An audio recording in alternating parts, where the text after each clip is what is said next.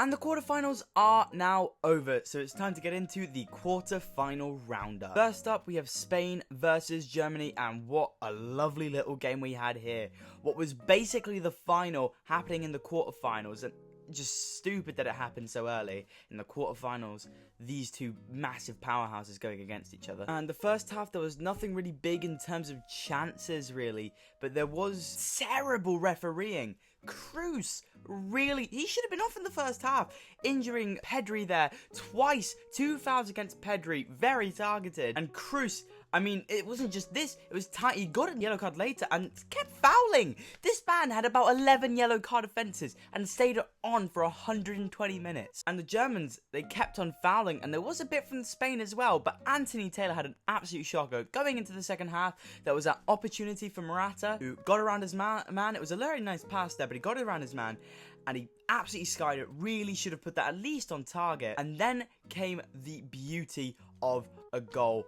Lamine Yamal picks it up, he gives it off into an open bit of space where he sees Olmo running into, who taps it, side foots it, it's the Rodri finish, lovely, into the bottom corner, the bottom left hand corner, an absolute beautiful finish. And Spain, while not having most of the possession, kept putting on pressure, having more and more chances, except there was a few chances as well for Germany. There are two that I can think of. There was the mistake in the back line, the goal kick that went into the defense, the defense make a hash of it. Havertz just threw on goal. Simon's coming out to deal with Havertz, and Havertz goes for the chip and just misses. It's that Arsenal in him that made him miss that golden opportunity to level it for Germany. Later came cross into the box, Füllkrug and I think it was Nacho. Füllkrug and Nacho, they're grabbing each other. No penalty there, obviously, because they're grabbing each other. They're equally fouling each other. They both have hands on each other's shirts.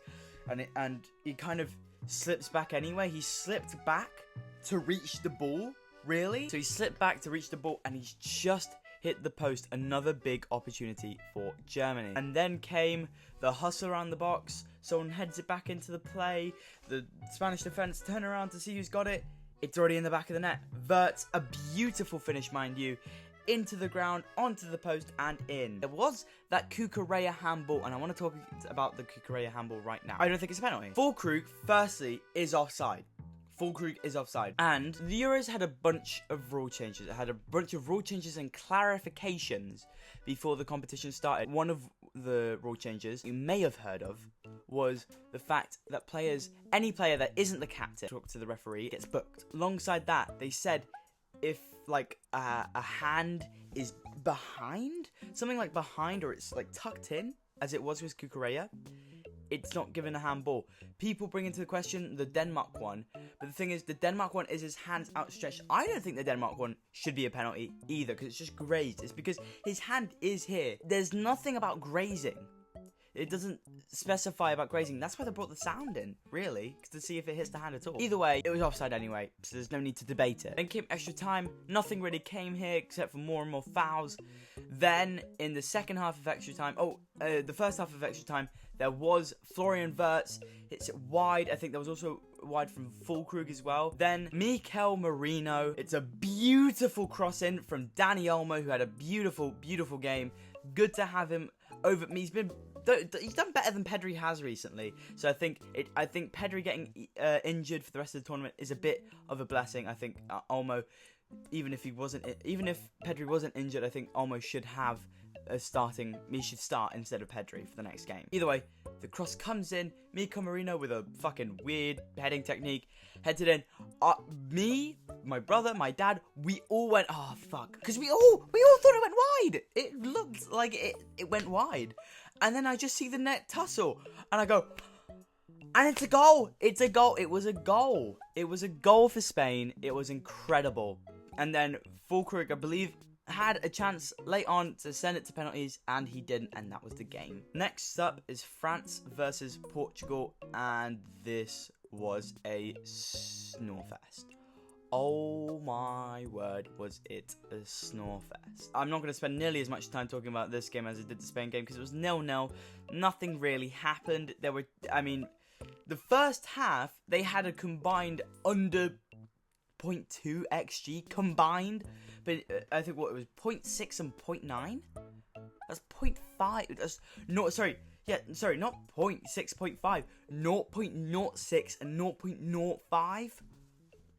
That is woeful. That is absolutely woeful. And then the second half, France started to put on the pressure, but they kept putting it wide, straight at the keeper, maybe a couple good saves from Diogo Costa, but really nothing much came of the game. It went to penalties, and João Felix missed the decider.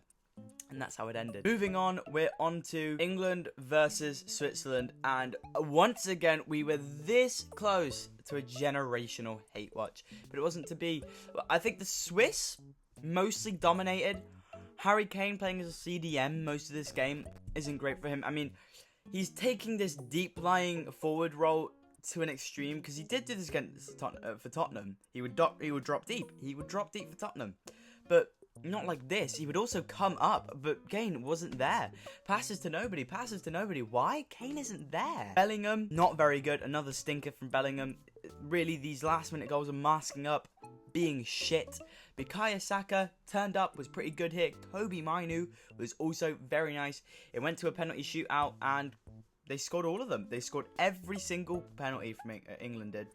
They've got a generation of very good pen takers, really. And there was also Trent saying that someone didn't want to take one. Wow. I also want to brush back a bit to the Embolo goal. Really shouldn't have happened. Stones should have been able to clear it instead of just putting it off to him. Kyle Walker should have been in front of Embolo. I don't know why Embolo's been allowed to be in front of him. I don't know why Embolo's been allowed to get a touch on that and be able to score. Bukayo Saka goal, I mean, it was perfect. Absolutely perfect. Exactly what England needed. And the final game is the Netherlands versus Turkey. And, well, I wasn't able to watch the first half or the first goal either, but I did get to watch the second half. Verbruggen, I thought, was very, very good.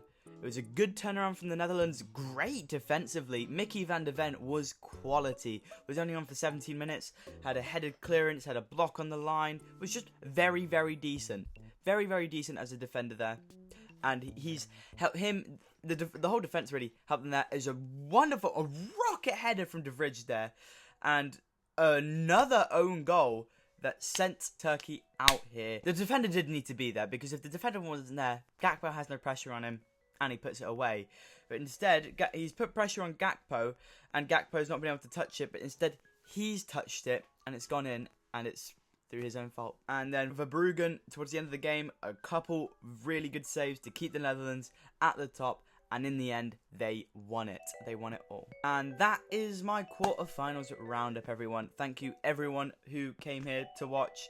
I'm excited to see how the semi-finals go. Be tuned for the semi-final roundup soon. You've all been incredible, and I'll see you next time. Goodbye.